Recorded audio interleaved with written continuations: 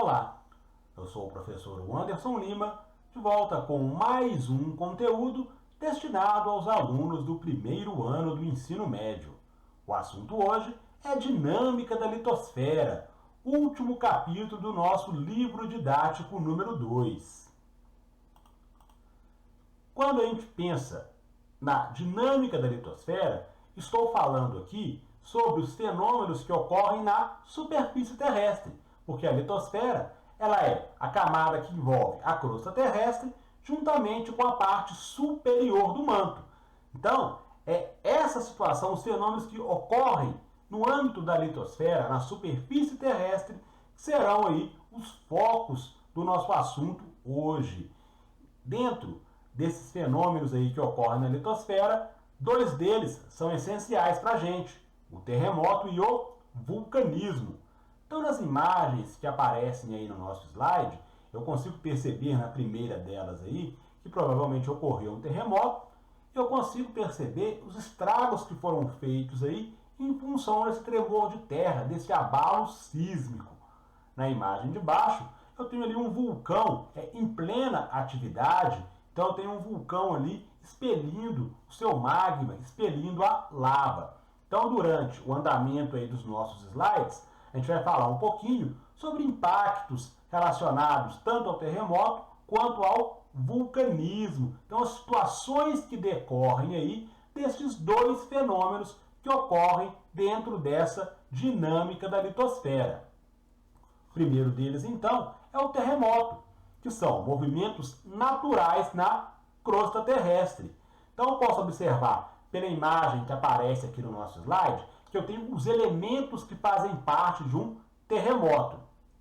Então, quando eu tenho lá uma situação que envolve um abalo sísmico, um tremor de terra, o local em que esse tremor de terra ocorre é chamado, então, de hipocentro. Então, o hipocentro é a origem do meu abalo sísmico, é a origem do meu tremor de terra. Então, quando ocorre, então, esse abalo sísmico, serão difundidas ali as chamadas ondas sísmicas. Em função dessas ondas sísmicas, que é possível perceber os impactos aí de um tremor de terra, de um terremoto, quilômetros de distância do local em que ele teve origem. Então tem o hipocentro, é o ponto em que se deu de fato ali o tremor de terra. As ondas sísmicas se espalham, fazendo com que o tremor de terra possa ser percebido em graus diferentes de intensidade ao longo de vários quilômetros aí de extensão. Já o epicentro, quando se fala lá do epicentro de um terremoto, é o ponto na superfície terrestre em que eu vou sentir esse tremor de terra com uma intensidade maior. Então, o hipocentro é o ponto em que se deu ali de fato o tremor de terra, e o epicentro é o ponto na superfície terrestre em que eu vou sentir, perceber a intensidade desse terremoto ali num grau maior. Então, quando se pensa nos terremotos, as razões que podem levar então a esses abalos sísmicos, a gente pode falar das ações que envolvem o ser humano, uma ação antrópica, um desmoronamento interno, por exemplo. Então, isso pode levar a um tremor de terra. Então, quando eu penso em áreas destinadas lá à mineração, é comum de se utilizar, por exemplo, a dinamite para a explosão de paredões rochosos, por exemplo. Quando isso ocorre, é possível sim sentir tremores de terra, abalos sísmicos. Porém, a intensidade dos terremotos provocados pelas ações antrópicas, pela ação do homem, é numa intensidade muito menor do que os terremotos que são causados pelas ações tectônicas.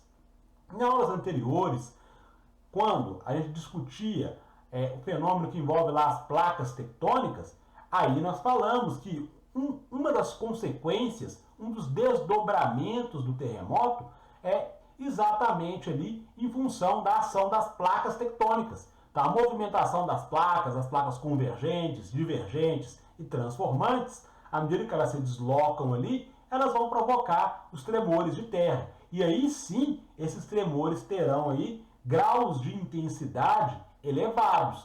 Então, os tremores de terra podem ser provocados tanto pela ação humana, pela ação antrópica, no caso dos desmoronamentos internos aqui, quanto pela ação tectônica, que envolve o movimento das placas, que vai gerar lá os tremores de terra, assim como as atividades vulcânicas, que também possuem lá uma origem nas questões tectônicas, aí, na movimentação das placas tectônicas. E esses terremotos, já que eu comentei aqui da intensidade desse terremoto, então um terremoto provocado por uma ação antrópica tem uma intensidade menor do que um terremoto provocado por uma ação tectônica. Mas, para mensurar essa escala, esse grau de intensidade aí dos terremotos, foi criada uma escala chamada de escala Richter. Escala Richter porque o cara que criou a escala chamava Richter. Daí é o nome dessa escala. E essa escala, ela pode aparecer lá, ela não tem um limite pré-determinado, então eu posso ter um terremoto, um abalo sísmico, que tenha lá um grau 5 na escala Richter, um grau 6, um grau 7 na escala Richter. O que é importante a gente entender em relação a essa escala, que cada grau que eu vou elevando aqui nessa escala, ele equivale a 10 vezes o impacto da escala anterior. Então, se eu tenho um terremoto que ele tem lá 5 graus na escala Richter, depois eu tenho um terremoto de 6 graus na escala Richter, o terremoto de 6 graus, o impacto dele é 10 vezes superior ao de escala 5. Então é dessa forma que é avaliada a intensidade dos terremotos, através da escala Richter. E essa escala não possui um limite. Porém, na história, o terremoto que ocorreu aí numa escala mais elevada até os dias atuais, teve lá 9,5 graus na escala Richter. Pode ocorrer terremotos aí de 10, 11, 12, 13 graus na escala Richter. Não ocorreram até hoje na história. Então, o maior registrado é esse de 9,5 graus aí, que é o terremoto que ocorreu no Chile. Então, o terremoto de Valdívia, porque Valdívia foi a cidade em que sentiu ali o tremor de terra em maior intensidade. Então, o epicentro do terremoto ocorreu na cidade de Valdívia, no Chile. Então, 9,5 graus, o tremor de terra aí na maior intensidade registrado aí até hoje. Quando eu penso na questão que envolve os impactos sociais, então eu coloquei aqui no slide que, diante das forças da natureza, o ser humano ele mostra a sua fragilidade. Por que ele mostra a sua fragilidade?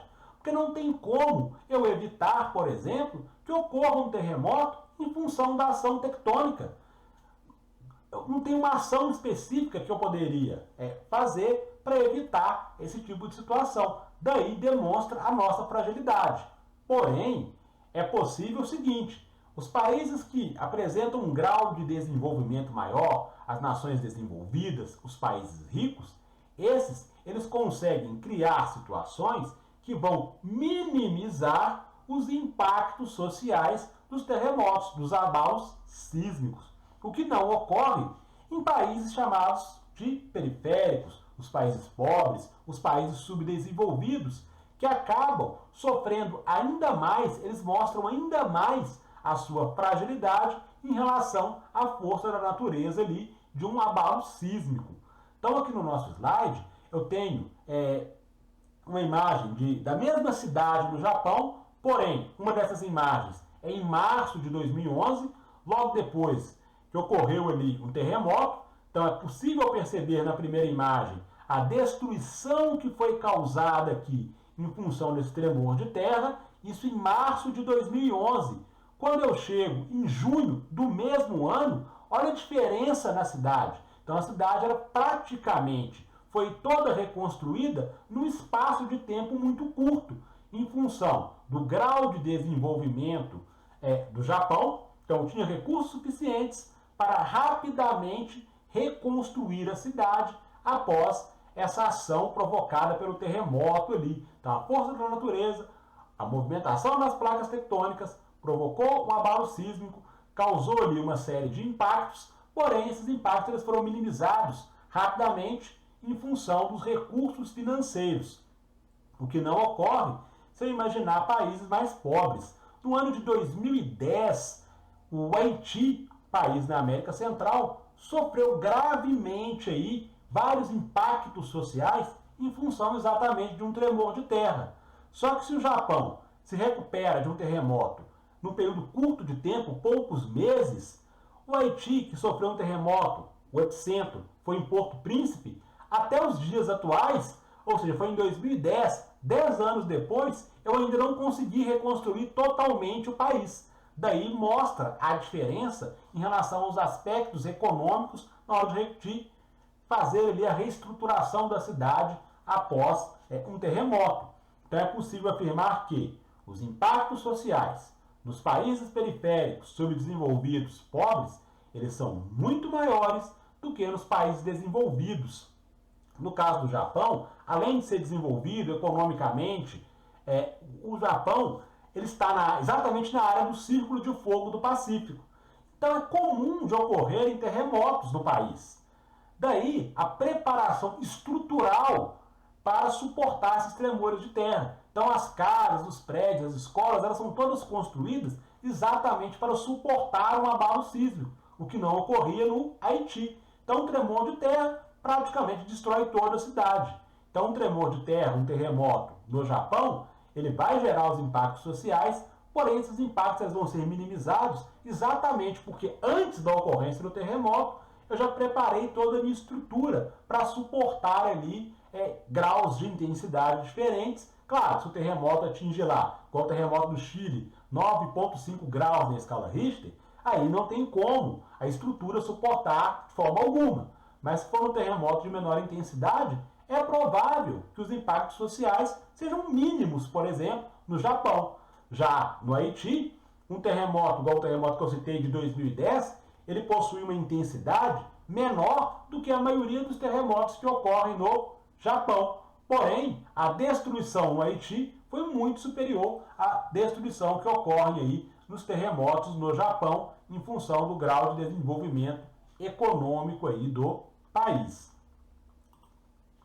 Quando eu passo agora para o vulcanismo, que é o outro fenômeno que ocorre então na litosfera, na superfície terrestre. Então, o vulcanismo ele ocorre então em função de atividades em que o material magmático ele vai ser expulso do interior da Terra para a superfície. É o momento em que o vulcão ele entra então em erupção. O vulcão estará ativo.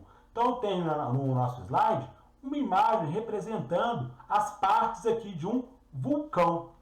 Então, o que ocorre? Consigo perceber aqui a questão da atividade sísmica. Olha aqui a presença das placas tectônicas, enormes blocos de rocha que estão aonde? Flutuando na região da astenosfera. Então aqui foi um movimento convergente de placas tectônicas. As duas placas elas se chocaram aqui uma com a outra. No caso do movimento convergente, a placa de menor densidade, a placa mais leve, a tendência dela é ficar por baixo da placa que apresenta maior densidade. Então é isso que está ocorrendo aqui. Nessa primeira placa, por possuir menor densidade, o que ela está fazendo? Ela está mergulhando por baixo da placa de intensidade maior. Quando ela faz isso, forma um bolsão aqui, ó, que vai ser ocupado exatamente pelo magma. Então esse bolsão de magma representado aqui na nossa imagem está formando a câmara magmática. Então a câmara magmática ela foi formada em função do movimento convergente de placas.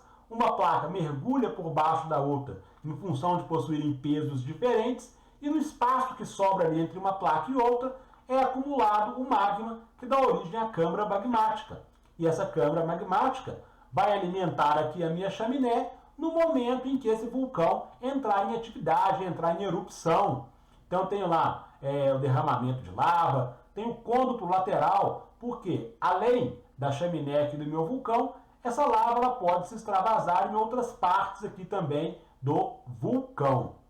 Então essas seriam as partes aí do vulcão, e já que nós falamos que ele ocorreu em função do movimento de placas tectônicas, é claro que é fácil a gente deduzir que a principal área de ocorrência de vulcões vai ser exatamente no Círculo de Fogo do Pacífico, porque é uma região de contato de placas tectônicas. Então, no Círculo de Fogo do Pacífico, representado aqui na nossa imagem, é o ponto em que eu tenho a maior presença de vulcões. Então, os pontos em vermelho aqui no mapa, ó, todos eles estão representando a existência de vulcões aqui.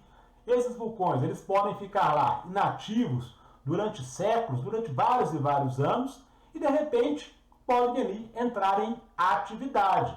Então eu tenho que monitorar o tempo inteiro para ter lá uma previsão de quando que esse vulcão vai entrar em atividade.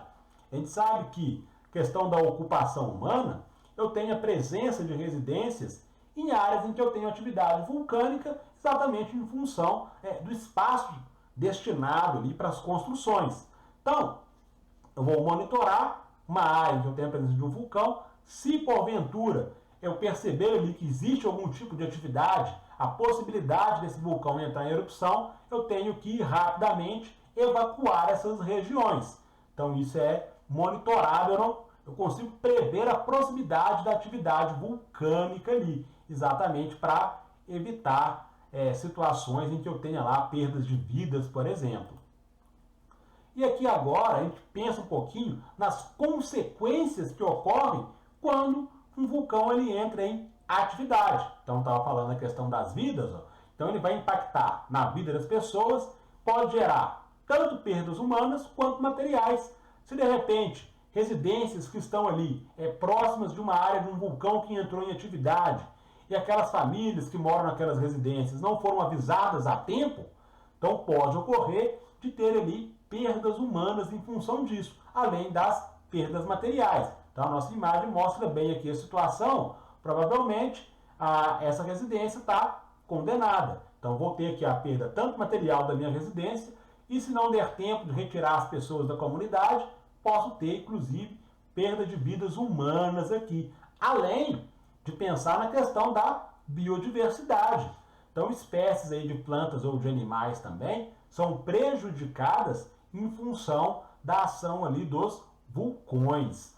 Eles contribuem para agravar o problema da chuva ácida. É uma outra consequência, um outro desdobramento da atividade vulcânica. Porque quando esse vulcão entra em erupção, a segunda imagem mostra aqui a nuvem de fumaça que está sendo gerada. Então essa nuvem de fumaça ela é carregada aqui com uma série de poluentes, e esses poluentes vão contribuir para agravar o problema da chuva ácida. Naturalmente, toda chuva apresenta um grau de acidez. Então, eu posso afirmar que toda chuva é ácida. Só que quando eu tenho a atividade vulcânica, os poluentes que são liberados ali, quando o vulcão entra em erupção, eles vão agravar, a quantidade de poluentes vai ser ainda maior, e essa chuva que já é levemente ácida vai se tornar mais ácida ainda, vai agravar o problema da chuva ácida em função dos poluentes representados aqui na atividade vulcânica. O setor de aviação também é muito prejudicado aqui com a atividade vulcânica. Então essa nuvem de fumaça ela vai impedir o deslocamento dos aviões. Então eu vou ter a atividade do setor de aviação interrompida, às vezes por semanas aí, em função dessa nuvem de poluentes, de poeira que vai ocupar o céu. Então, eu vou impedir a atividade e o deslocamento de pessoas por avião. É uma outra consequência também em função do vulcanismo. Além de alterações climáticas que podem ocasionar aí a retenção da radiação. Então, essa nuvem de poluentes aqui que está sendo formada, o que acontece? Ela vai impedir a radiação solar, então isso vai interferir na questão das temperaturas. Então, eu vou ter variações de temperaturas em função dessa nuvem de fumaça ali carregada de poluentes. Então, mais um problema, mais uma consequência aqui da atividade vulcânica. Mas será que tudo que ocorre ali na atividade vulcânica, tudo é ruim? Será que não tem um ponto positivo, uma vantagem relacionada às atividades vulcânicas? Tem. A gente pode pensar no ponto positivo aí dos vulcões. Um desses pontos seria, por exemplo, a produção de energia elétrica nas centrais geotérmicas. Então eu vou utilizar o calor proveniente do interior da Terra para a produção de energia elétrica. Então, no caso do Brasil, a gente não tem aqui situações de centrais geotérmicas para a produção de energia em grande quantidade. Nós temos aqui alguns locais em que tem lá a presença das chamadas águas termais, que são utilizadas aí como atrativos turísticos. Então, Isso também é uma vantagem em relação à questão do vulcanismo. Então, pessoas se deslocam aí fazendo turismo exatamente para observar a questão das instâncias termais aí. E uma outra vantagem, essa muito significativa em relação à atividade vulcânica, diz respeito à questão da fertilidade do solo. Então, quando eu tenho lá a lava que é expelida pelo vulcão, à medida que essa lava ela vai se resfriando, ela vai dar origem lá às rochas magmáticas, as rochas magmáticas extrusivas, e essa rocha, à medida que ela passa pelos processos erosivos ali, formando o meu solo, esse solo formado pela lava vulcânica ali, o solo proveniente das rochas magmáticas, ele é extremamente fértil. Então, ele é favorável para a agricultura. Então, isso é um outro ponto relevante, de grande importância, em relação à atividade vulcânica aí. E a gente sempre mostra aí algumas questões, como que elas aparecem, como que isso é cobrado da gente aí na hora das avaliações. Chegou o momento de a gente falar de uma dessas questões. Então, a questão número 1 ali, ó, ela fala o seguinte, que o vulcanismo ele está associado a diversos tipos de impactos, como mostra a imagem ao lado. Então, na imagem ali, nós temos a presença de um avião coberto de cinzas. Então, essas cinzas no avião ali, proveniente da atividade vulcânica. Então, entre os impactos associados à atividade vulcânica, pode-se afirmar que sua forte relação com os episódios de El Niño e Laninha comprovam que esses fenômenos possuem, de fato, causas antrópicas. Os fenômenos do El Niño e do Laninha estão relacionados, lá no caso do El Niño, com o aquecimento das águas do Oceano Pacífico, e o Laninha, ao contrário, o resfriamento da água do Oceano Pacífico. Então, esses dois fenômenos, eles ainda estão em estudo, eles estão sendo estudados para definir ali quais as razões, o que leva ao surgimento lá tanto do El Niño quanto do Laninha. A periodicidade desses dois fenômenos, ela ainda não existe. Eu não posso afirmar que eu tenho El Niño a cada 2, 3, 4, 5 anos. Então, o El Niño e o Laninha ainda estão sendo estudados. Eu não poderia, então, marcar a alternativa A como sendo a correta. A letra B fala que as altas temperaturas das lavas dos vulcões ativos do planeta é um dos principais fatores associados ao aquecimento global. O aquecimento global ele vai ter como principal fator ali a queima de combustíveis fósseis, que vai liberar o gás carbônico, por exemplo, na atmosfera, e ele sim vai contribuir para agravar o problema relacionado ao aquecimento global e não a lava lá dos vulcões ativos. Então a letra B também não é a correta. A letra C fala que os gases tóxicos emitidos, em especial o dióxido de enxofre, são nocivos à saúde e provocam a ocorrência de chuvas ácidas. Então nós comentamos que um dos impactos associados à atividade vulcânica é exatamente o agravamento da presença da chuva ácida. Então quando eu tenho lá aquela nuvem de poluentes formada ali da atividade vulcânica, entre esses poluentes eu tenho o dióxido de enxofre, e o dióxido de enxofre vai fazer com que o pH lá da chuva ele fique ainda menor. Então, se eu tiver um pH 7, eu tenho um pH neutro, o pH abaixo de 7 ele é um pH ácido, acima de 7 ele é um pH neutro. Então, a chuva ela já é levemente ácida, com o dióxido de enxofre, essa acidez se torna ainda maior. Então, a letra C é a letra interessante para a gente marcar aqui. Nós vamos observar a letra D para o desencargo de consciência. Na aviação civil, tais impactos podem ser desconsiderados, pois a atividade vulcânica ocorre apenas em áreas isoladas ou países de economia inexpressiva. Então quer dizer que o vulcão ele escolhe os locais em que ele vai aparecer. Se for um país de economia inexpressiva, um país pobre, ali eu posso ter vulcão. Se é um país rico e desenvolvido, não, aqui eu não posso ter vulcão. Então não funciona dessa forma. Nós vimos que a região em torno do círculo de fogo ali do Pacífico, ali que eu tenho a presença dos vulcões, e aí depende do país ser pobre ou ser rico. Então, na questão número 1, marcamos a letra C como a nossa resposta correta.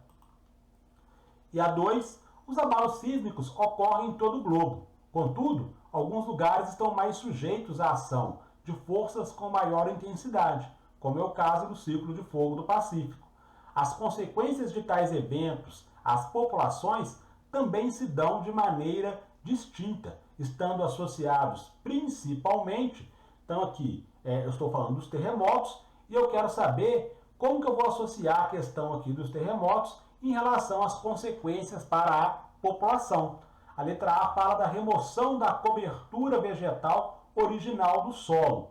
Então, se eu retirar a cobertura vegetal, os impactos aí de um terremoto, de um abalo sísmico, elas serão maiores?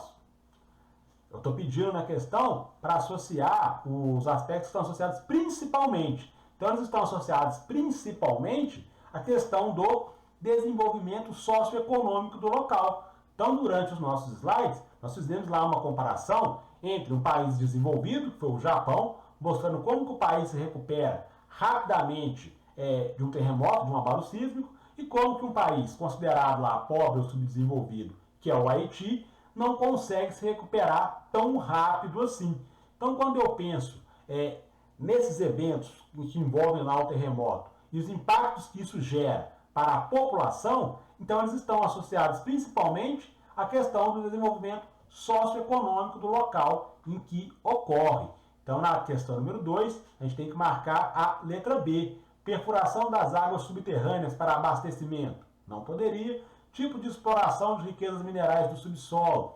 Então, quando eu tenho na exploração mineral, comentei que pode ter lá, sim, um tremor de terra. Só que esse tremor de terra, ele vai ter uma intensidade muito pequena. Então, se eu pensar nas consequências aí para a população, essas consequências elas não são tão grandes assim. Estou perguntando dos impactos associados principalmente a. Então, não vai ser principalmente a questão da exploração mineral, e sim a questão do desenvolvimento socioeconômico. Ou então, em relação ao monitoramento das condições climáticas, então, não vai ser essa opção também. Então, letra B, desenvolvimento socioeconômico do local. Então, isso impacta diretamente na consequência em relação à população. Com isso, chegamos ao final das explicações da aula de hoje.